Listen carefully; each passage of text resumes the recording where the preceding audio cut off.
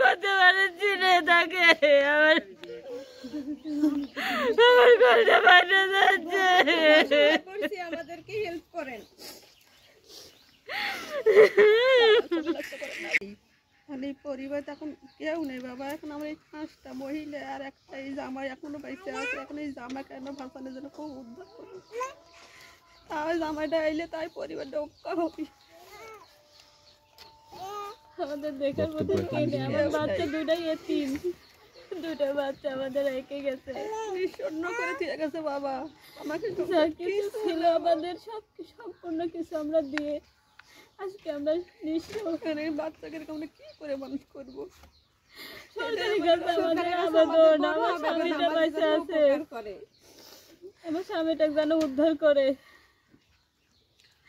আমার ভাই তো মারা গেছে, আমার স্বামীটা যেন উদ্ধার করে। বলা হচ্ছে যে চক্র যে প্রতারণারা নিয়ে গেছে আমাদের, এই প্রতারণাকে আমরা অনেক কিছু শাস্তি চাই।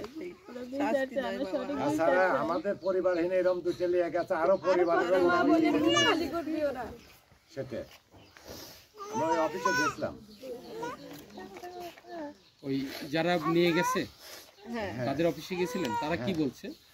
বলতেছি এখানে এই কাজটা হওয়ার লিগ সব বলে সব বলে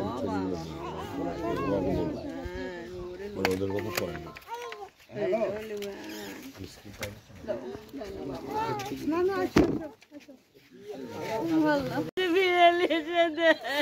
দুইটা বাচ্চা এতিম হয়ে গেছে, এদের মুখের দিকে তাকায় সঠিক বিচার চাই আপনাদের কাছে, সরকারের কাছে আমাদের আবেদন, আমাদের সঠিক বিচার চাই। হাজার হাজার মা বোনের সঠিক বিচার চাই। আমার বাচ্চাদের মুখের দিকে তাকায় সরকারের কাছে আমাদের আবেদন। আমার বাচ্চা দুটাকে আপনারা দেখেন। আমার স্বামী যে ক্যাম্পে আছে সব ঠিকানা দেওয়া হয়েছে, ওই ক্যাম্পে থেকে তাকে উদ্ধার